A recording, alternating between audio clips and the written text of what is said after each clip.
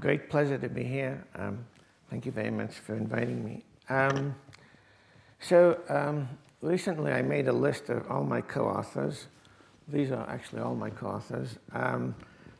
Not all of them are co-authors about the work I'll be talking about today. This is my self-image, and you can recognize Claire over there. So I'll be talking about dynamic pricing today, but I want to put this in some context. So there's this field of algorithmic mechanism design which has been developing over the past 20 years. And it's based upon mechanism design, which is an economic field. One often thinks of mechanism design as inverse game theory. Game theory asks the question, given a game, how will agents or players play the game? Mechanism design asks the question, we can design the game and we want to achieve certain goals. How should we design the game to achieve that goal? I noticed in the talk, the VCG mechanism was mentioned, the first price auctions were mentioned. So these are examples of mechanisms.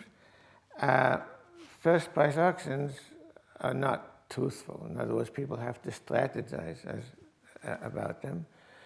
VCG, or Victory Second Price, which is a special case, are truthful. People, in theory, do not have to strategize. Then the internet came into being, and there were a lot of game theoretic and mechanism design questions that arose in the context of the internet. In particular, perhaps the most important is all the issues relating to commerce on the internet.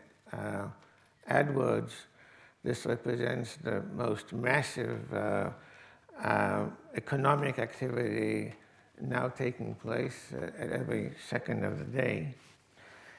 And algorithmic mechanism design came into being in this setting, and there were new questions that arose. What are the algorithmic complexities of doing things? And also the approach was different. So I think the main thing that computer science brought was a different approach to the question that economists had not been dealing with previously.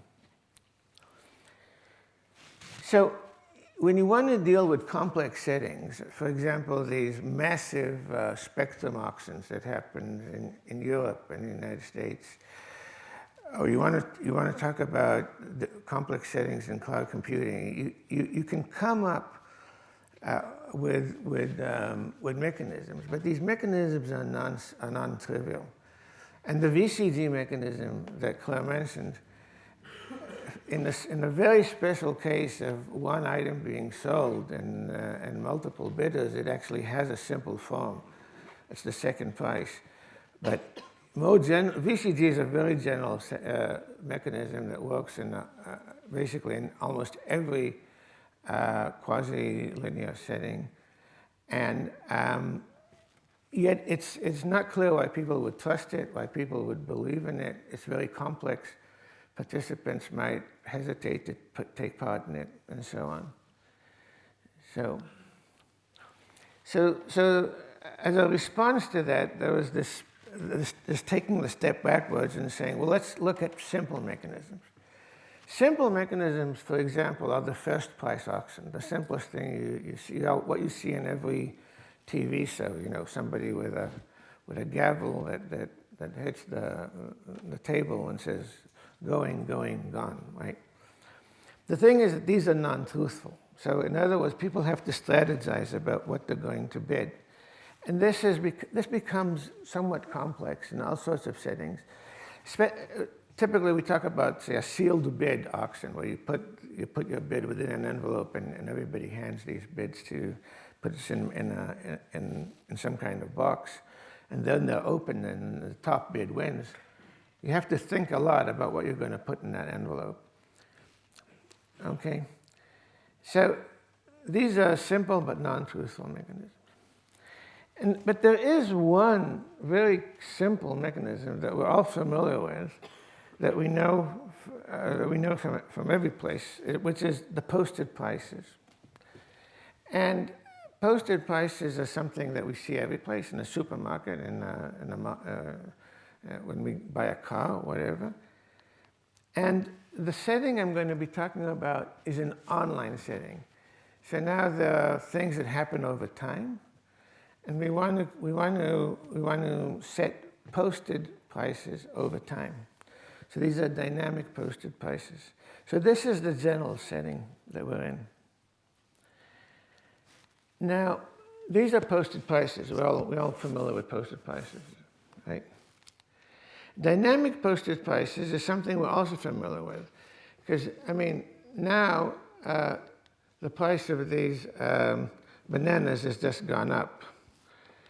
And now the price of these bananas has gone down, but the price of the gasoline has changed, and so on. So these are dynamic prices. They change over time in response to different circumstances that occur over time. Well, Laissez equilibrium is one form of posted prices that has very nice properties. So you assign prices to items. Every agent, every buyer chooses the best thing they can get in the market. So they have a valuation for every set of items. They know what the prices are. They take the difference. This is a quasi-linear setting. It's the valuation minus the price. And this has, the market clears in the sense that everything is sold except things that have zero price, which means that nobody wants them. And more of a social welfare, which is the sum of valuations, is maximized. And this is this is true for Asian prices in general. When we talk about prices, what do we want them for? So one reason we might want prices is because we want to maximize revenue, right? This is a political statement. But they can also be used to benefit society, and they're used in various ways. So carbon taxes is something that we've heard about. Subsidies, and there's all sorts of examples. I mean, you might have to charge for some fast route into Paris. Sin taxes in general are taxes that are trying to control human behavior by setting taxes upon them. So I'll be talking about a variety of settings today for dynamic pricing with the goal of achieving social welfare. And what social welfare is depends on the context, what the setting is. I'll be talking about parking problems. I'll be talking about service calls, about markets, about queue control. I mean, you might want to be able to control people entering a queue. I won't be talking about, I'll mention something about Uber search pricing. So all these things are dynamic price, or you deal with via dynamic pricing, and you try to achieve some social goal. Now the underlying assumption behind all of this is that people will not do things unless they're self-interested and driven to do so. So they're selfish. They will act according to their self-interest. You can't really ask them to do something for the greater good. And of course, when you ask them who they are, they could just lie. I mean, they could tell you all sorts of things that are completely false. So they will not work against their own personal best benefit, but they might do something. They have no interest in doing something for the social good. And I should say that there's lots and lots of open problems here that I will mention over the course of this talk. So these are some of the more relevant papers that I will be going over. You don't have to read them now. I'll mention, though, that this lottery pricing equilibria something that I'm actually not going to talk about. But in real life, people have budgets, which is another concern, which is actually dealt with very poorly in the general setting of quasi-linear valuations. Because people have a limited budget, they can't, even though I really want something, I can't afford it, so I can't really buy it. And you have to take budgets into account. And to do that, you need to introduce lotteries and randomization. So I'll just mention that, because I'm not going to mention budgets anymore. So let's talk about a killer motivation, which is parking. I mean, I'm going to look at the following definition of what the social cost is. So we can talk about social benefit, I mean, adding up good things, or social cost, which is adding up bad things.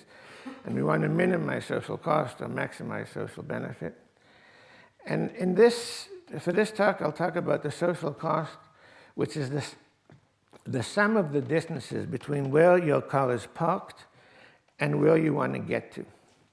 So this is, we could argue if that's a reasonable measure of social cost or not, but it's some measure of social cost. We need to fix something. And this has been known that the social cost can be very, very bad if people act greedily. So let's look at this example. Actually, I'm something wrong. Did something wrong.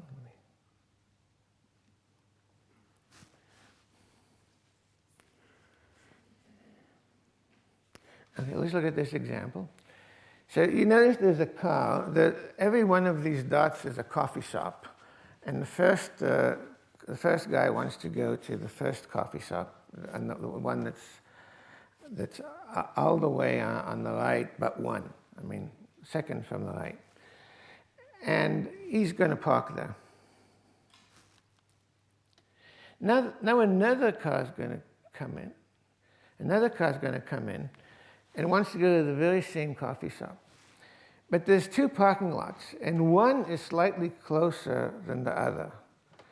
So because the driver is greedy and selfish, he's going to park at the nearest parking lot.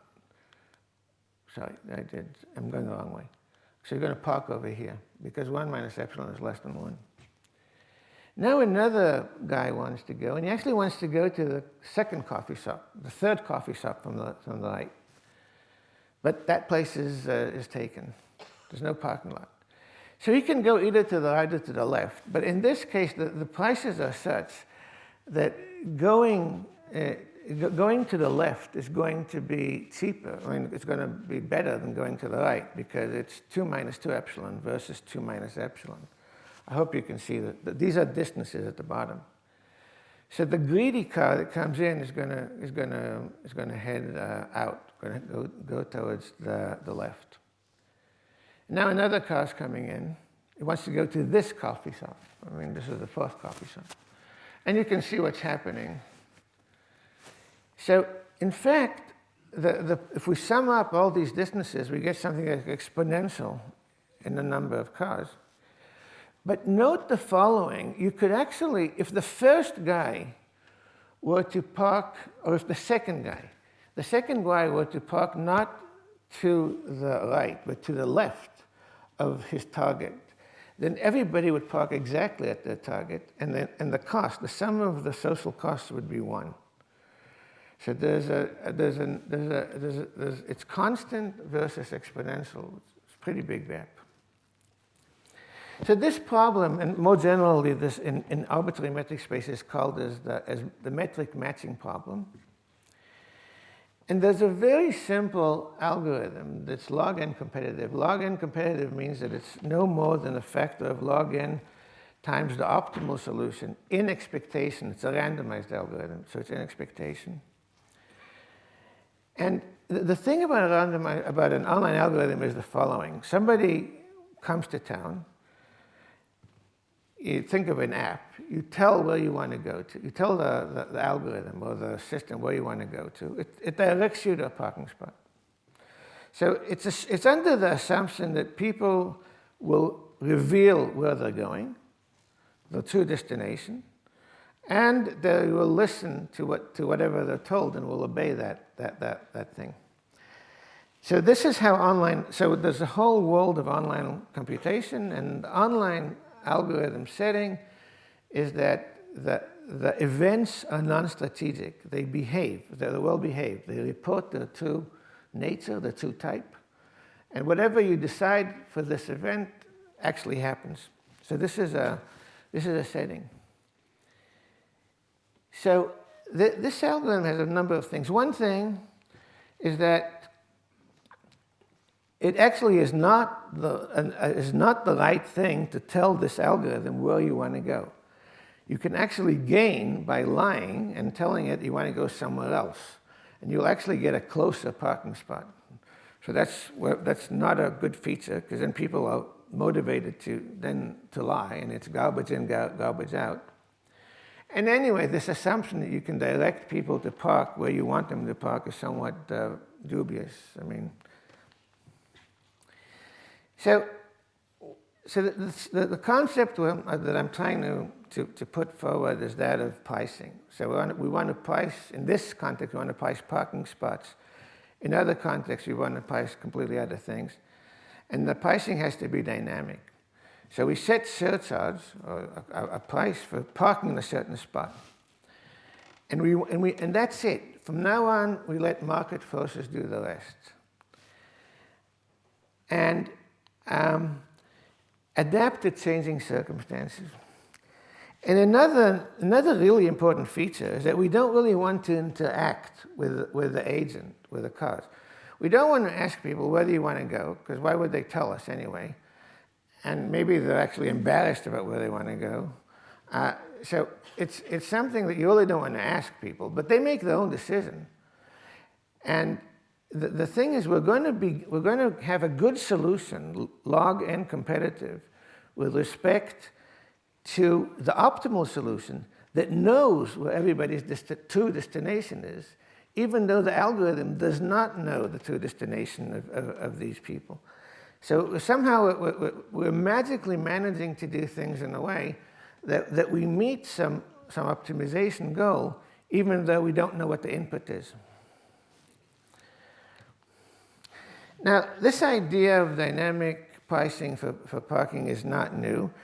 There's a professor at UCLA, Soup, who has an entire book, actually, and hundreds of papers about parking and about congestion and about cities.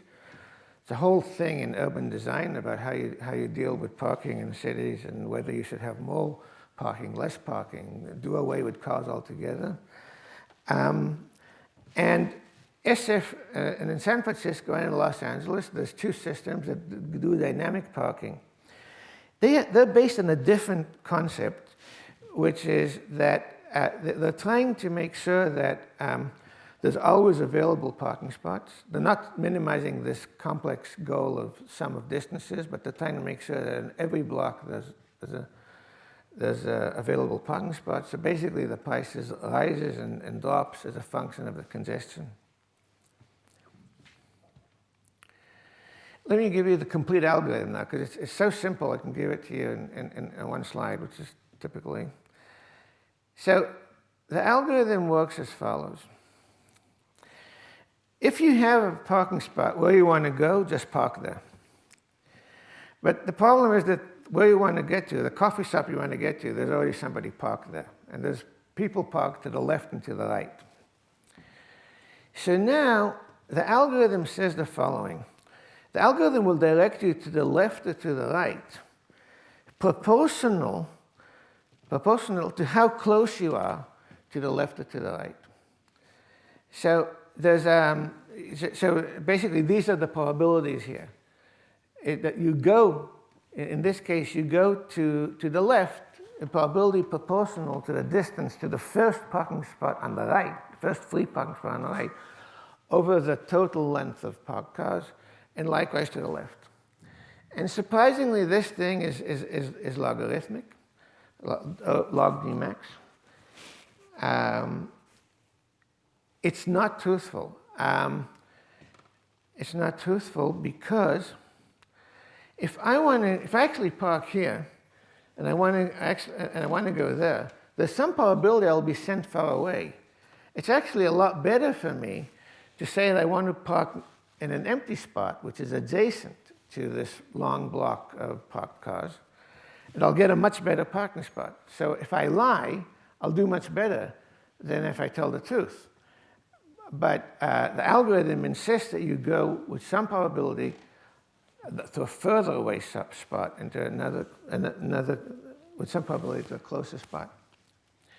Let me also mention that the problem of finding the correct approximation, the correct comparative ratio for this problem on the line, metrical matching on a line or parking on a line, is open. This is logarithmic and it's random. It is as far as we know, there could be a deterministic, constant competitive algorithm for this problem. So this has been open for 20 years or more, but it's entirely possible that there's a constant, deterministic, constant comparative algorithm for this problem. Nobody knows what that would be. How can we do this thing? So we want to emulate the online algorithm, but now using prices, so that nobody will have an incentive to deviate and that we don't actually have to know where they're going. We don't know where their target is without anything. We choose a random point. For every block of parked cars, they're interspersed with available spaces. We choose a random point. And what we say is that what we really want is that somebody whose target is at that point will be indifferent between going to the left and going to the right. His utility will be the same, or his cost will be the same if he goes to the left or to the right. So in this quasi-linear model where the price gets added to the distance, what we want is that the price of going to V, which is in this case on the left, plus the distance x is equal to the price going to U plus the distance y. And the x and y were chosen at random. And now we have a condition on what the prices of U and V should be. And once we have the prices at the endpoint, we have to connect them with other prices. So we can write, we want that adjacent places ensure that the prices are such that if you go to that place and it's empty, you stay there. So we can write an LP that sort of sews everything together, connects everything up. And we can have different goals. We want to minimize prices, maximize prices. We could have different goals in this linear program.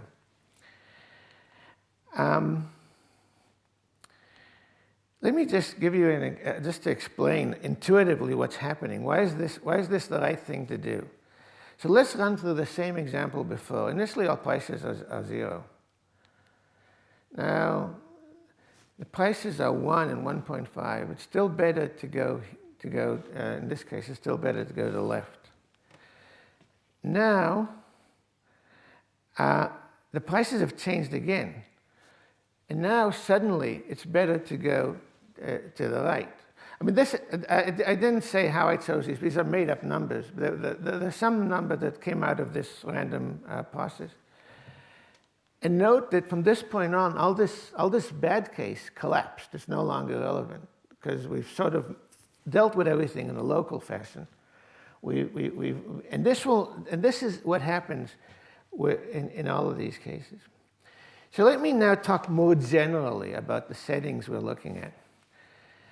Online algorithms. What's an online algorithm? There's events. Events could be anything. These are people that arrive in Paris with a car. These are people that want to go to the bank and stand in line. These are jobs that want to get scheduled on some kind of parallel machine. There's a change in the demand in Uber. These are events. They happen. They happen over time.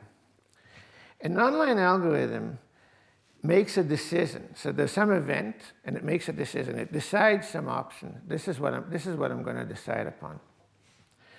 This has been studied for the past 25 years ad infinitum. I mean, it's a been a major field of study. These are online algorithms. Typically, what one wants to do in this setting is to compare oneself to an optimal algorithm that knows all events in advance. This is called the comparative ratio. There have been other suggestions as well. In this case, because we're talking about cost, we want to minimize this ratio. Dynamic pricing. The different possible decisions that could be made. One sets a price on every one of these decisions. Think of it as a price on a parking spot, or if you go to a bank and there are 7 queues, there's a different price for entering queue number 1, there's a different price for entering queue number 2, and so on. So this is a surcharge you get for making a decision. There is some inherent cost associated with that decision. This is the outcome cost. So if I go to the bank and I enter a queue and the queue takes me a long time, then the cost is the length of time I'll be in the queue. I could go to a VIP queue and maybe pay more and have less time that I'll spend in the queue, but then I'll have to pay more to enter that queue. So there's a price for entering that queue or for parking in that spot, and there's also an inherent cost, the distance I have to walk, the length of time I'll spend in the queue, and so on. And the agents are selfish, and they minimize the sum of the price and the outcome cost. Now, dynamic pricing, the prices change over time. Something happens, I've learned something new about the world, the prices change.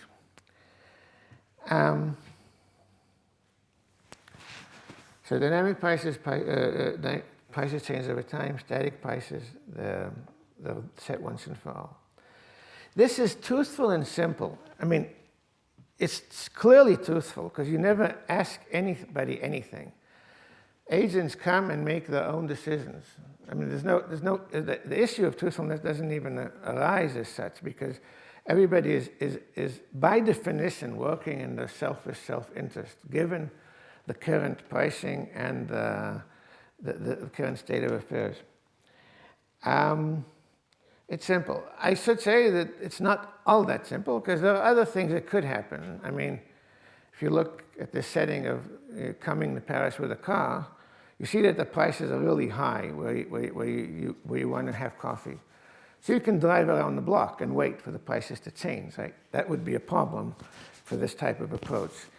So I'll mention some of that, but it's not entirely clear because dynamic prices will change and maybe you will strategize about when to do something. Maybe that's a good thing, in fact, but this will be... Okay, so very importantly, the prices are set before the next event arrives. It's not that I see the event and then say, I'm going to charge you so-and-so and I'm going to charge you so-and-so. It's a non-discriminatory thing. Anybody who can pay that price can park in this parking spot.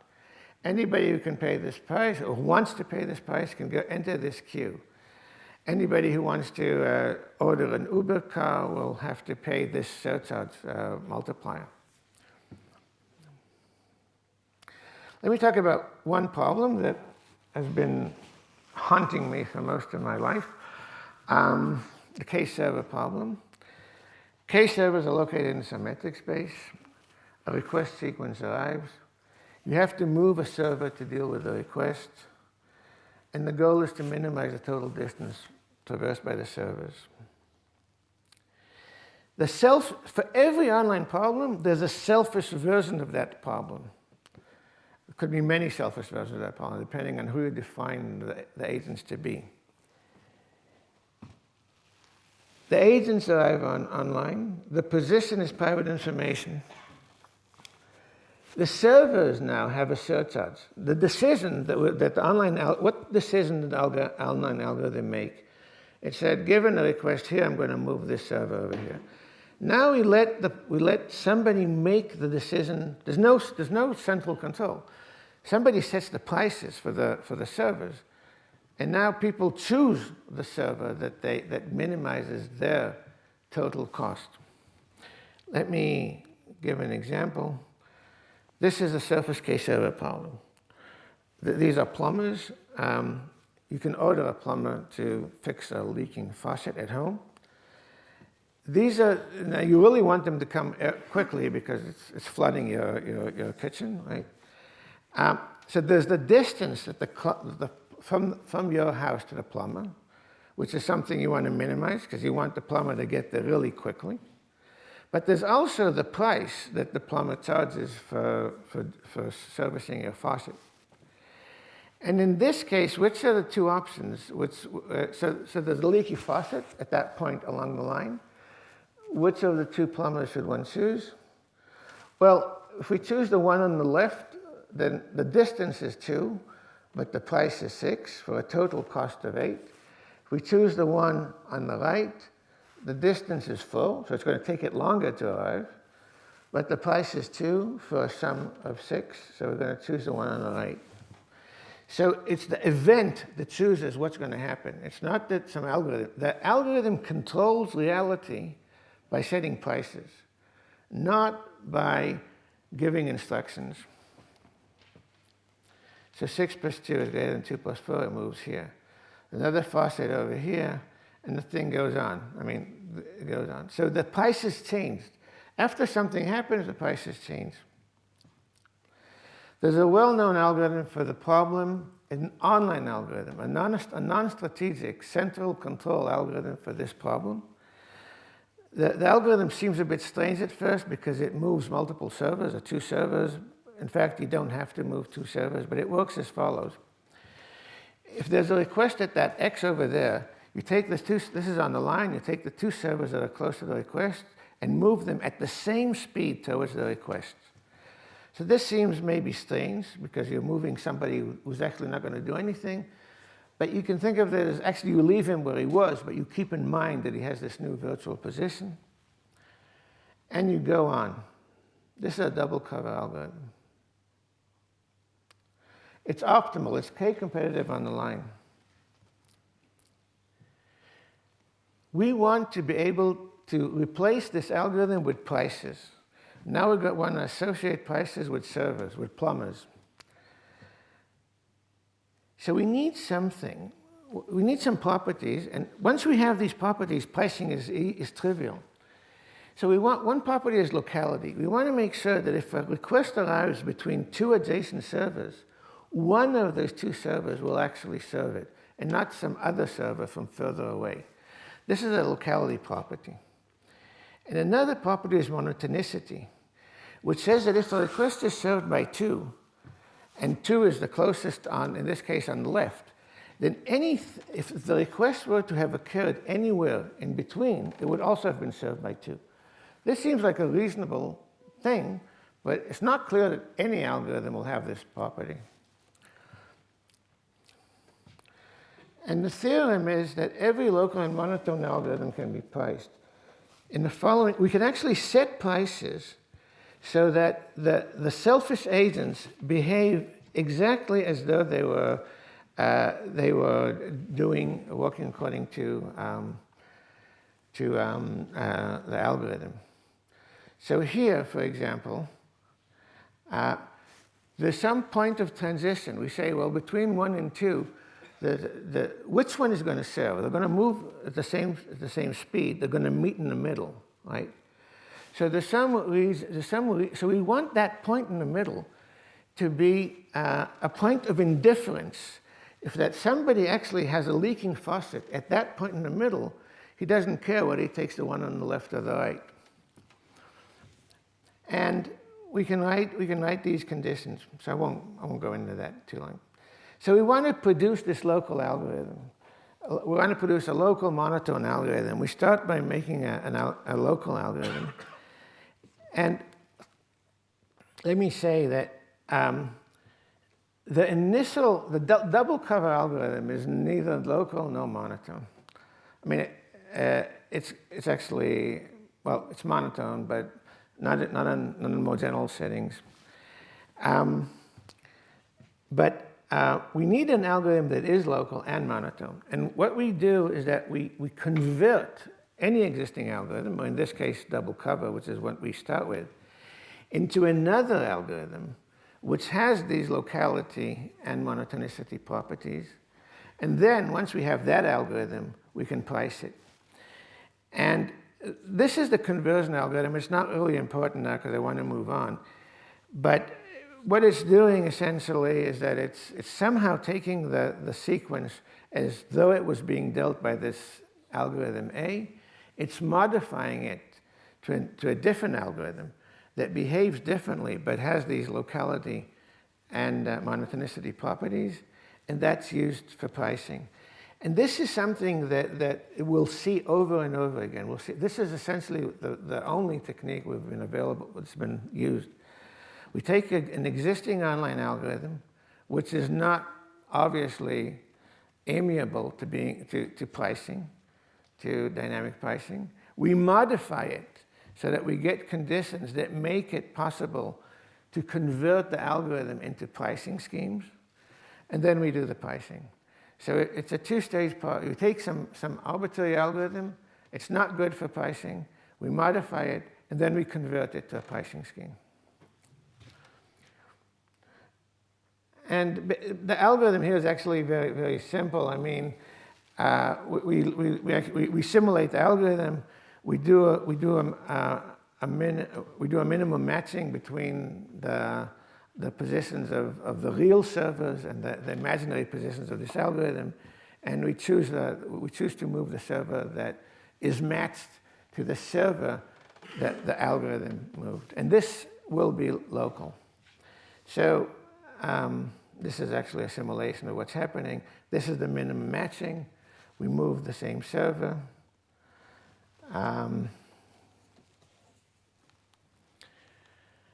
This is a situation. This is the minimum matching. There's a problem here because this server is not adjacent to the request, so it's not monotone. But there's another matching. In this case, there were two minimum matchings, this and this, that they have exactly the same weight, this crossover, and we can move this server, and then we move an adjacent server. So we've taken an algorithm and converted it to a local algorithm. Another general class of problems that has been dealt with are so-called metrical task systems. Basically, this is an abstraction of a lot of online scenarios. There's a state of the world, and an event comes in. In this case, an event says, what is the cost of dealing with this event in every possible state of the world? And there's also a metric space that describes how much it costs to move from one state of the world to another state of the world.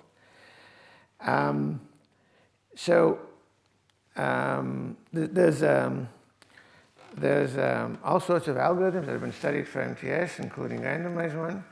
I want to say that if you just, without modification, if you just run the greedy algorithm in all of these problems, in every one of the problems I'll mention, but let's just see it in the context of metrical task systems, you get something that's very bad. So imagine that the world actually has two states. The states of the world are either S or T. And the cost of moving from state S to state T is 1. Now a sequence of events comes in. What are the events? The events say the following. The event is a vector. It says, what is the cost in every one of the states of the world? In this case, the cost of dealing with the event in state S is 1/2, and the cost of dealing with the event in state T is 0. Okay? So if the event is selfish, what does it consider? It can either pay 1/2 and stay in state S, or it can switch from state S to state T and pay 0, but it pays 1 for the switchover cost. So it pays 1. So a selfish event will never switch from state S to state T. I mean, never switch. If I have to take out the garbage and it costs me 1, but I can just pile up more garbage and it costs me 1/2. I'm never going to take out the garbage. Nobody's ever going to take up the Nobody's ever going to wash the dishes. Right? This is a well-known structure of the world. People are selfish. Without incentives, this is a true state of the world. So no agent ever switches. So in all of these cases, if there's no centralized control and no prices, things are going to get very bad very quickly, because selfish agents cannot be trusted to do the socially significant thing. There's no reason for an agent to switch from S to T. It's going to cost him 1/2 if he stays in there. It's going to cost him 1 to switch to T. He doesn't care about future people that will come. I mean, he doesn't care about the future, so he's never going to do that. This is a bunch of results we had. Now, it turns out that for metrical task systems, you can be close to optimum within a constant, the best online algorithm, best possible online algorithm. For case servers on the line and on trees, you can actually be optimal with pricing. For metric matching on the line, you can reach what is essentially the best known result today. I mean, we don't know that can't be improved. Let me just say something here. The world is complicated. There's online algorithms which contain all sorts of things. There's online mechanisms. Dynamic pricing is a special form of online mechanism. And you can also distinguish between different forms of dynamic pricing depending on what the state of knowledge is. What do I actually know about the world? Do I know?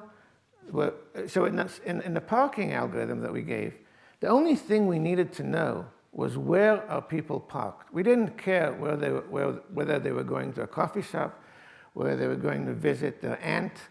I mean, we didn't have any idea where their actual destination was. The only thing we looked at was where people are parked. If we had more information, we might be able to deal with things more efficiently. Okay, so okay, let me go on. So this entire question of states of knowledge goes beyond this talk, but it's another dimension to the problem. Wallacean equilibrium. Prices are assigned to item. Every agent gets a favorite bundle. Social welfare is maximized. These are Wallacean equilibrium. Every agent gets a utility maximizing allocation. They do not exist in general for arbitrary valuations. And what I'll be talking about now is that they require centralized control regarding tie-breaking. Otherwise, they don't work. So they're guaranteed to exist for a class of valuations known as Gauss substitutes. These include the class of valuations called unit demand, which means that everybody wants one item. Think of housing markets or job markets. Everybody wants one job or one house. They want to own 17 houses. And the question is, can the market be coordinated without centralized control? So this is a Wallacean. This is a set of Wallacean prices. So these the queen values the green cup at 4 and the brown cup at 10, right? The cat values the pink cup at 3 and the green cup at 4. Alice values both the blue and the brown cups at 8, and the white rabbit has preferences of 6 and 12. If what's written in the cups are the prices, if these are the prices associated with the cups, then the queen is actually indifferent between the green cup and the brown cup. The green cup gives the queen a utility of 4 minus 1, which is 3. The brown cup gives the queen a utility of 10 minus 3, which is 3. I'm saying 4 minus 1 is 3, 10 minus 7 is 3. So both of these cups are in her demand set. These are the things she wants, and she's indifferent between, given the current prices The Alice is indifferent between the blue and the brown. The rabbit is indifferent between the green and the blue. The value the rabbit has for the green is 6. The price is 1, so the utility is 5. And for the blue, it's 12 minus 7, which is also 5. So these links represent the demands, the demands of these participants, given the current prices. Now, there's many ways in which the market can clear. In this case, we're looking for matching in this graph, in this demand. Looking for a matching in this demand. Okay. So there's a few matchings here. The thing about it is that if we think of agents as arriving one after the other over time, things could go bad. Because if Alice arrives first and chooses the brown cup, and the cat arrives second and chooses the green cup, it doesn't really matter when the rabbit arrives. The queen will not have any cup. Well, she won't be able to get any cup. So even though there was a matching within the demand graph, there wasn't a perfect matching within the demand graph. Because people arrived over time and chose things without control, then we could easily wind up in a situation where we're very far from the social optimum. In fact, the Wallacean prices must be extremely bad. Alice has a value of R for the blue and a value of 1 for the green. The cat has a value of 0 for the blue and a value of 1 for the green. Alice comes first. She chooses the green because her utility is the same. It's 1 minus 0 is the same as R minus 1. But in this case, the total utility that we have is 1. So the social welfare is 1 versus R plus 1, which could be instead of R plus 1. So by having the wrong tie breaking, we can do things that are extremely bad. So anyway, static prices, let's run forward. Static prices cannot coordinate the market. We have an algorithm for computing these prices. That's a polytime algorithm that computes prices that ensure that no matter what the order of arrival, the market will clear. No matter what the order of arrival, the market will clear. I won't go into that now. This is the algorithm. Let me just summarize here. Wallacean pricing. Wallacean prices, centralized tie breaking, achieve optimal social welfare. If you have arbitrary tie breaking, you can do things that are arbitrarily bad. And by using dynamic programming, you return to the setting where it's as though you had centralized tie breaking, even though there is no central authority. Let me just mention another class of problems, because I'm running out of time. We want to have prices associated with queues. The queues might be different. They might have different speeds, or the job might depend on the queue. There might be different servers with different properties. And you want by setting prices or entry cost into this queue, you want to optimize something. These things could be make span, which is one problem, flow time, completion time, sum of completion times, and so on. So the make span problem is this: we want to make sure that all queues are done as soon as possible. The last queue is done as soon as possible.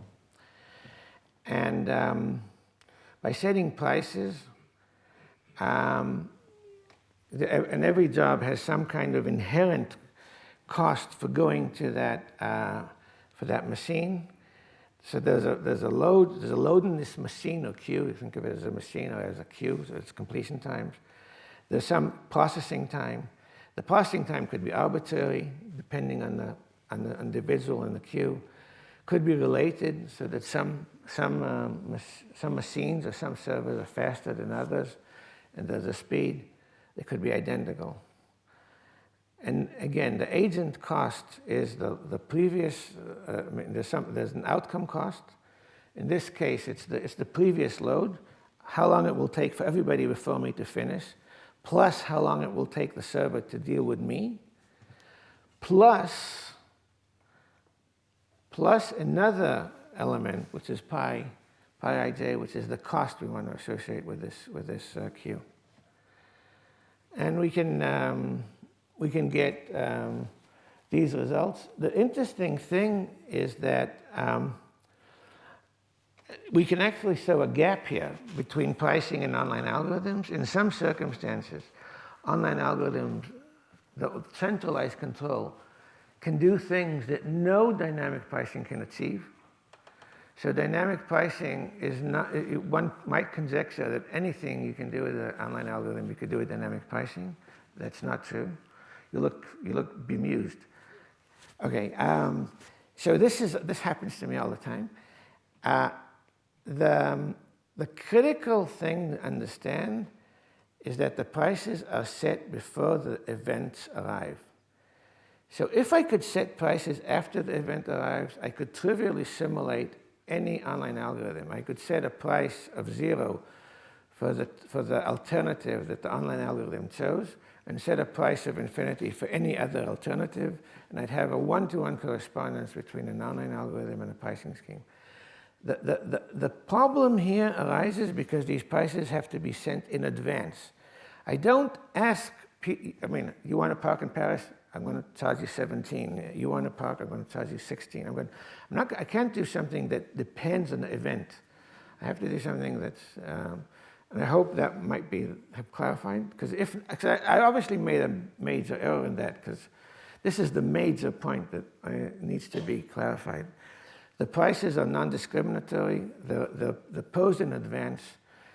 Whatever the event is, it sees the same set of prices for the different alternatives. Yeah, otherwise, it would really be trivial. Otherwise, it wouldn't be interesting at all. Let me go. I think I'm out of time. Right, I am out of time. I'm mistaken. So this is how you price these things. Again, you're simulating some kind of algorithm. Let me go forward. Flow time. Let me mention flow time. This is actually not my result. Flow time is the time between the time that something arrives, a job arrives, a person arrives in the bank, and the time he leaves the bank, which is what you really care about. You care about flow time. And you want to minimize the maximum for flow time. So I posed this problem at Berkeley like a year ago, last November, and then, not long after, the problem was solved.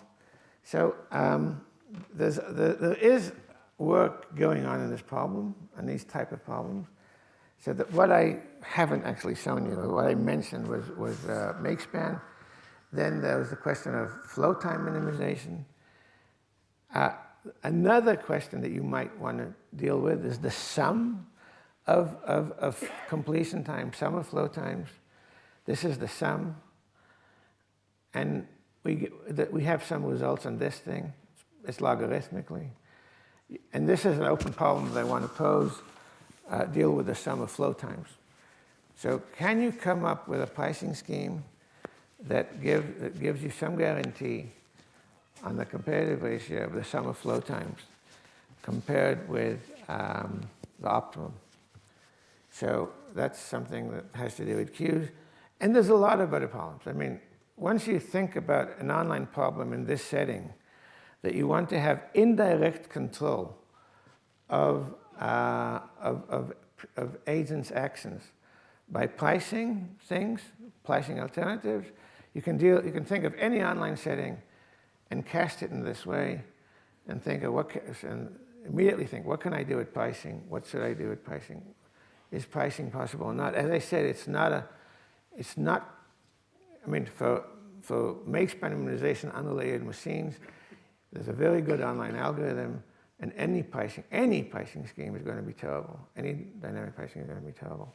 So there's some kind of property of the problem that makes it amiable to pricing or not. And thank you again. Thank you very much.